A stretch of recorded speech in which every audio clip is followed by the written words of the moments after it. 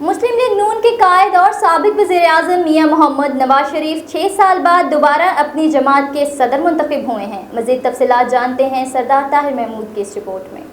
وزیر اعظم نواز شریف 6 سال بعد ایک بار پھر سے پارٹی کے صدر بن چکے ہیں۔ نون لیگ کے سابق صدر شہباز شریف کے پارٹی کے عہدے سے استعفیٰ دینے کے بعد نئے صدر کے انتخابات کے لیے الیکشن ہوا، جس میں پارٹی کے صدر کے عہدے کے لیے نواز شریف کے 8 کاغذات نامزدگی جمع کرائے گئے۔ نواز شریف کے 4 صوبوں سے الگ الگ کاغذات نامزدگی جمع ہوئے۔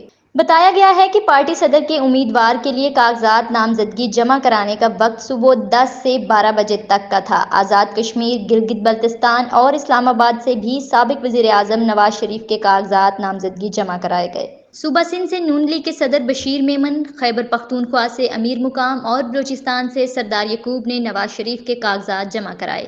جمع کرائے گئے کاغذات نامزدگی کی جانچ دن 2 بجے تک کی گئی۔ مسلم لیگ نون کی جانب سے party chief election Rana Sanaullah نے تجویز کنندگان اور تائید کنندگان کو طلب کیا اور نواز شریف کے کاغذات کی جانچ کی گئی۔ بعد ازاں نواز شریف کے پارٹی صدر کے لیے کاغذات منظور کر لیے گئے اور سابق وزیر اعظم بلا مقابلہ مسلم لیگ نون کے صدر منتخب ہو گئے۔